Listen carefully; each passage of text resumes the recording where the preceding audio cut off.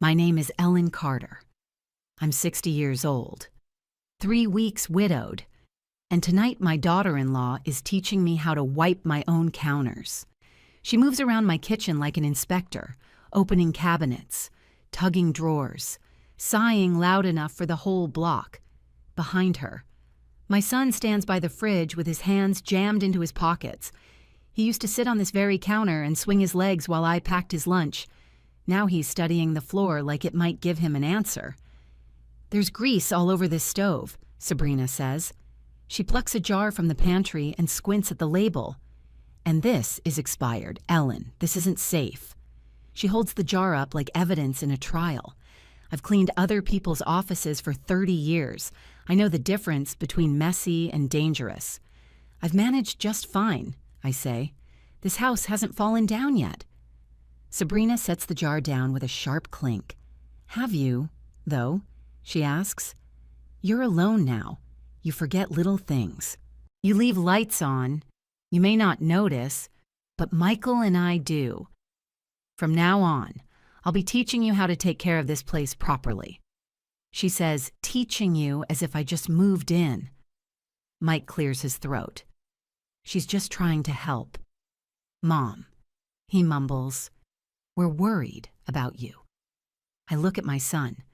The boy who used to press dandelions into my hand would have stood beside me. The man in front of me sinks deeper into his hoodie and lets his wife talk for him. Sabrina steps closer. Her designer bag swings forward, then she lifts it and drops it hard on the counter an inch from my hand.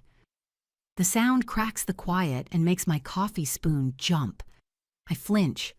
It's only a purse, but the message lands. "If you don't listen," she says softly, "someone else is going to have to step in for your own good. Do you understand?"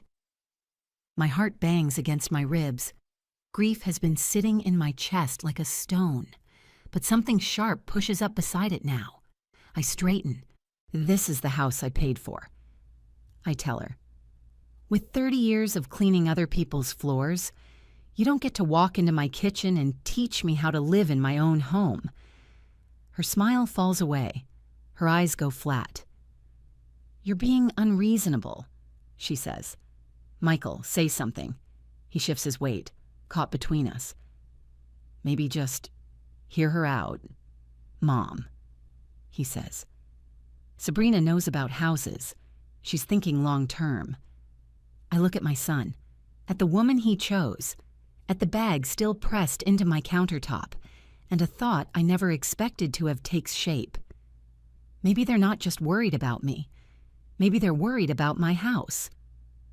Sabrina snatches up her bag and heads for the door. "We'll talk again when you calm down," she calls back. The door slams. The echo fades. I am alone in my kitchen, staring at the faint mark her bag left on the counter. For the first time since the funeral, I am not just a grieving widow. I am a suspicious one. That night, I don't go back to my bedroom. I lie on the sofa in the living room with the television on mute, letting the light from old sitcom reruns wash over the family pictures on the wall. My son's whole life is there in cheap frames, and not a single one of those photos shows him standing on the far side of the room from me. When the commercials start, I click the TV off and listen to the house. The furnace sighs. The pipes tick. Somewhere in the kitchen, the fridge hums.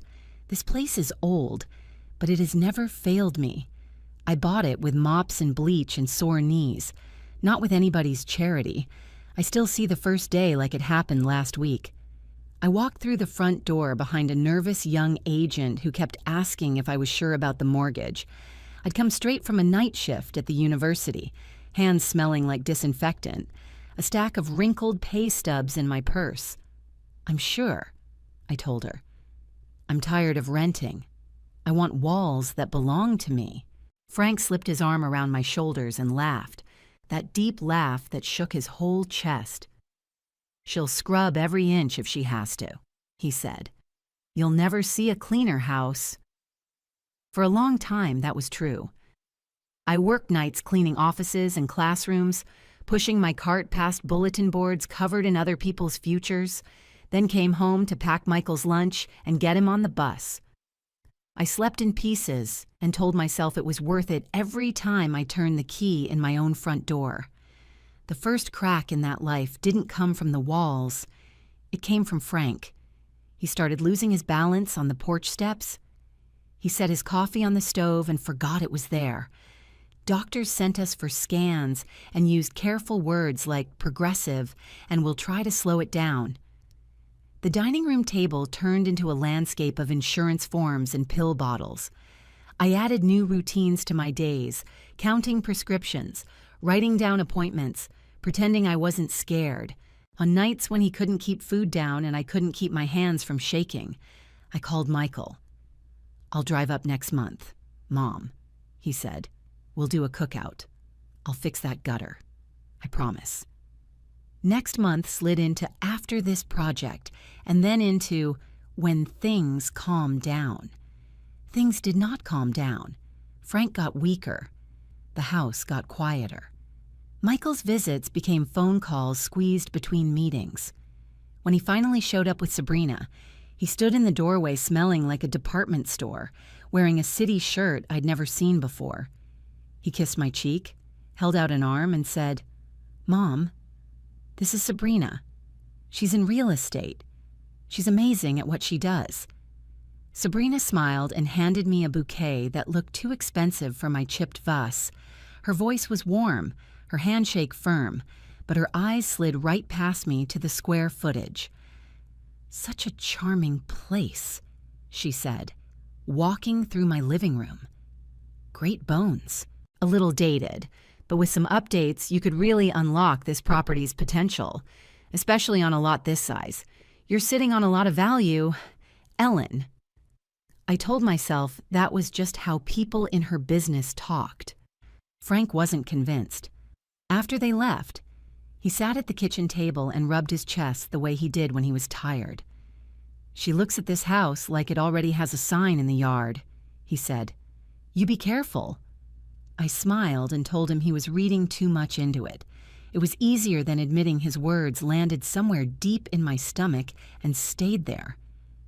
Months later, when the hospital called to say they needed more tests, I dialed Michael before the nurse had even hung up. The call went to voicemail. I left a message, voice shaking, asking him to phone me back. The next day, a text came from Sabrina instead. "We're swamped this weekend," she wrote. "I'll make sure Mike calls when he can." He didn't call that day, or the next, or the one after that. When the end finally came for Frank, it was just the two of us in a room that smelled like antiseptic and fading flowers. I held his hand and whispered every promise I could think of. I promised him I'd be okay. I promised I'd look after our boy. I promised I'd keep the house. I walked back into that house after the funeral, and it felt like a stage set after everyone had gone home. His coffee mug was still on the counter. His jacket hung on the hook by the door. The silence pressed on my ears. Now, lying on the sofa with the TV dark and the house breathing around me, I think of Sabrina's bag hitting my counter and Michael's eyes sliding away from mine. I want to believe this is all a misunderstanding.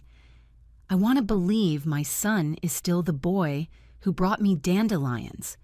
But somewhere under the grief, another feeling has taken root.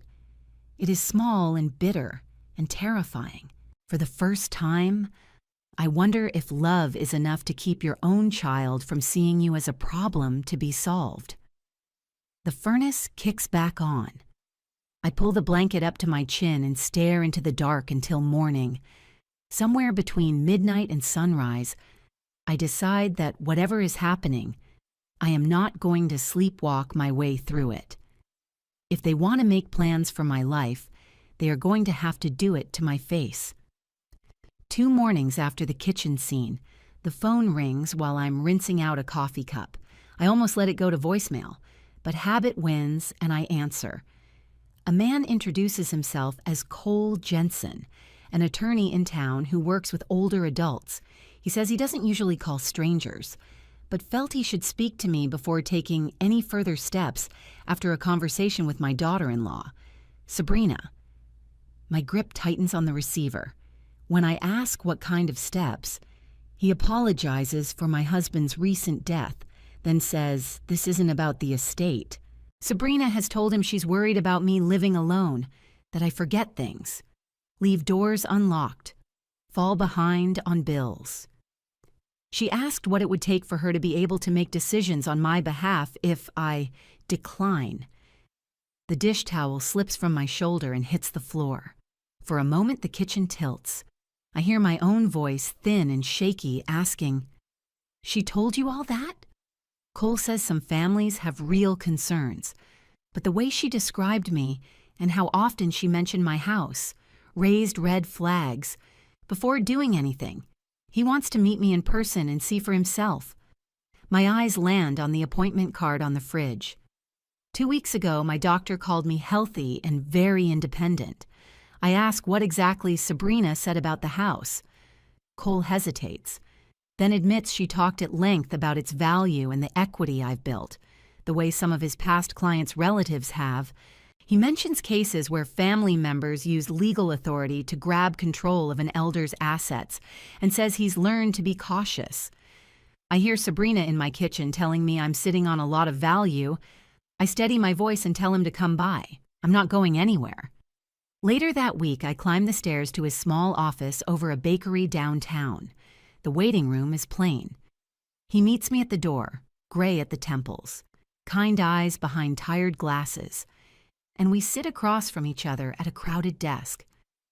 He goes over Sabrina's story again, this time in his neat notes.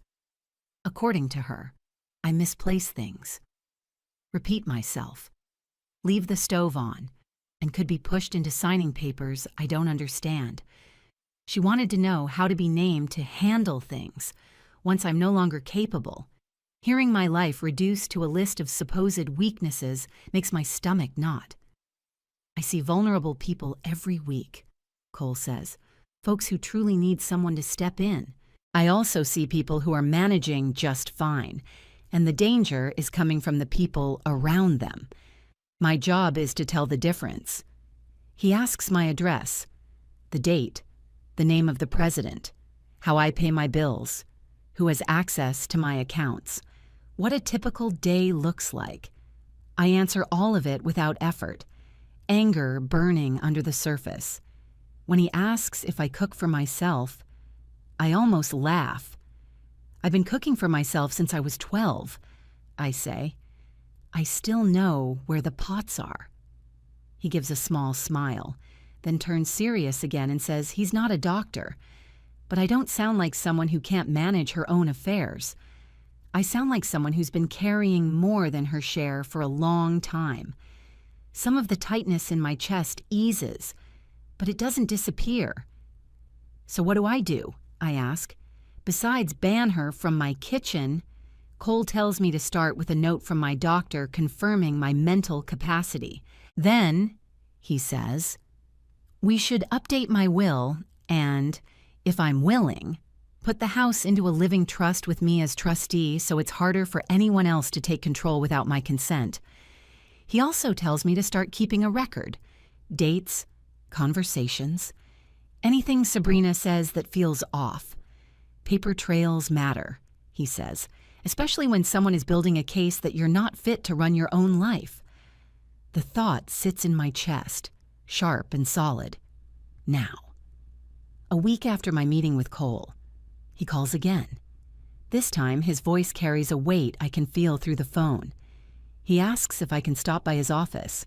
When I arrive, the waiting room smells like fresh paper and the bakery downstairs.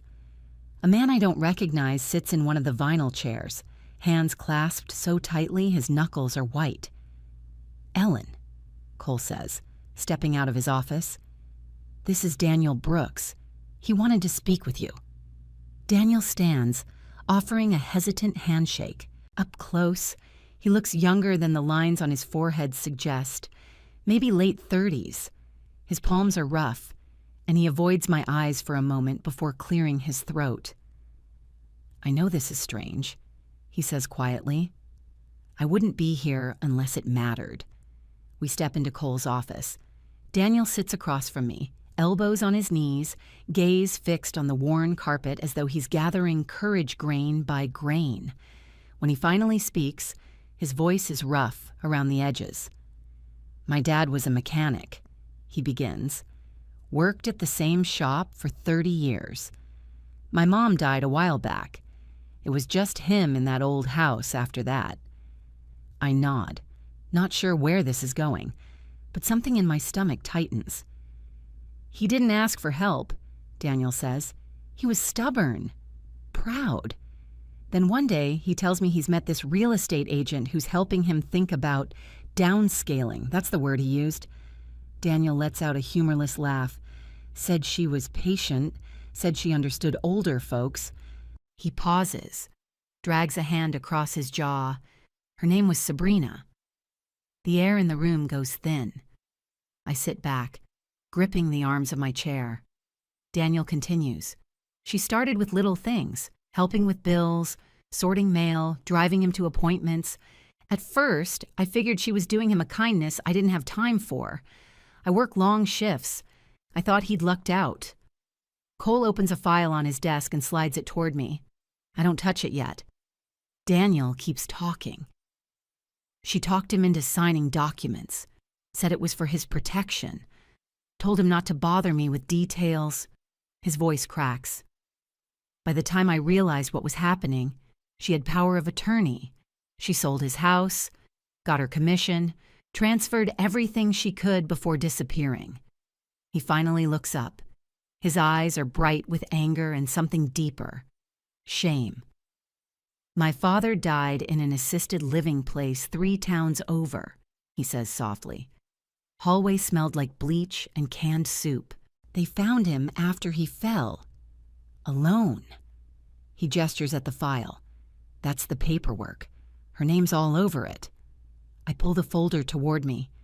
Page after page shows signatures, his father's shaky scrawl, the professional script of a real estate agent, the dates, the listing agreements, the power of attorney form. Her name prints across the top, Sabrina Lee. My vision blurs, then sharpens into something cold and focused. Cole leans forward. When Daniel contacted me about his father's case, I recognized the pattern, and when your daughter-in-law walked into my office, it matched almost exactly. Daniel shakes his head. If someone had warned me sooner, maybe I could have stopped it. Maybe he still would have fallen, but at least he would have been in the home he worked for. His voice breaks entirely then. You need to know who you're dealing with. The room feels too small for all the grief and anger inside it. I think of Sabrina's tidy hair, her soft voice, the way she ran her hand across my countertops as though assessing resale value. My throat tightens. Michael has no idea, I whisper. None. It's how she works, Daniel says. She picks people who trust too easily and people who don't know they're being used. Cole rests his arms on the desk. We're not jumping to conclusions, he says gently, but we can't ignore the risk. I want you protected. I nod, because my voice is gone. Protection suddenly feels like oxygen.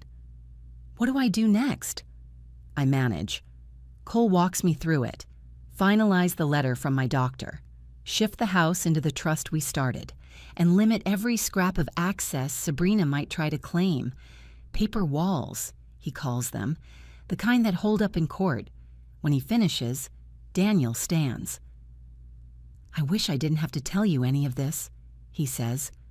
But pretending you're safe won't make you safe. I walk out of Cole's office into the late afternoon light, the sun bright and indifferent against the brick buildings. My legs feel heavy, like they belong to someone older than 60. But my mind is clearer than it has been in weeks. Sabrina didn't just cross a line. She built a path straight to my front door, and she thinks I won't see her coming. Saturday arrives with a steady, focused calm. By noon, the house smells like lemon cleaner and warm coffee, the two things that always help me think clearly. I'm not preparing for guests. I'm preparing for the truth. At 2:30, Cole arrives with his worn briefcase. Daniel comes a moment later, stepping inside with the quiet heaviness of someone who knows exactly how far a situation like mine can go. We sit together at the kitchen table, sunlight stretching in soft lines across the wood. I tell them both I need to begin the conversation myself. Cole nods, trusting I'll know when to bring them in. At 3:15, tires crunch on the gravel outside. A car door shuts, then another. Sabrina's heels strike the walkway in crisp, pointed clicks. Michael steps in first, shoulders hunched, eyes shadowed, looking like a man who slept poorly for weeks. Sabrina follows, poised and polished, chin lifted, every inch of her composed in that careful way she uses when she expects to win. "Mom," Michael says quietly, "we're here." "Come into the living room," I tell them. They follow me, but Sabrina stops short the moment she sees Cole and Daniel seated in the armchairs by the window. Their posture is calm, but their presence is deliberate. Sabrina's expression flashes from surprise to irritation. "What is this?" she demands. "This," I say, easing into my usual chair, "is a conversation we're overdue for." Michael sinks onto the sofa. Sabrina remains stiff beside him, knees crossed tightly, jaw set. "I know you went to an attorney," I say. "I know what you told him about me. And I know you've done something similar before." Michael frowns. "Mom, what are you talking about? She was looking out for you." Cole opens his briefcase and sets several papers on the coffee table. "Your wife visited my office," he says steadily. "She described your mother as confused, forgetful, and unsafe alone. She asked what it would take to gain authority over her decisions. She discussed this property's value repeatedly." Sabrina lets out a thin laugh. "That's not how any of that went. I asked general questions. Older people decline fast. I was trying to be responsible." Daniel leans forward. "That's exactly what you said about my father." Michael turns, startled. "Who are you?" Daniel introduces himself, then tells his story, quietly, painfully. The house his father worked decades for, the paperwork Sabrina framed as help, the power she gained, the house she sold, the assisted living facility he died in alone, the way she vanished afterward. He slides a copy of the signature page across the table. Sabrina's name sits sharp and bold at the top. Michael pales. "Sab, tell me that's not real." She lifts her chin. "His father was behind on payments. I gave him options. People sign things they don't understand all the time." "That's not what these records show," Cole says. I place my doctor's letter on the table. I'm fully capable. And the house is now in a trust I control. You won't be getting it. The mask finally cracks. "So you'd rather rot in this place alone?" Sabrina snaps. "Than help your son get ahead? Some mother—" Michael flinches. "Sabrina, what does that mean?" She whips toward him. "Oh, please, where would you be without me? Renting a basement, buried in debt? I fixed your life. I made you worth something." A silence falls heavy as stone. Something inside me settles. Certainty. Not anger. Cole presses a small recorder on the table. "Your statements confirm financial motive. If you contact or pressure Ms. Carter again, I'll deliver all of this to the district attorney." Sabrina looks around at Michael's devastated face, Daniel's steady fury, the documents stacked like proof of her pattern. No one is with her now. "You all deserve each other," she snaps, grabbing her bag and storming out. The door slams hard enough to rattle a picture frame. Michael bends forward, hands over his eyes. "I didn't know. Mom, I swear I didn't know." I sit beside him. "Now you do." His voice breaks. I'm so sorry. I rest my hand on his back. We're going to be okay. For the first time in months, I feel safe in my own home again.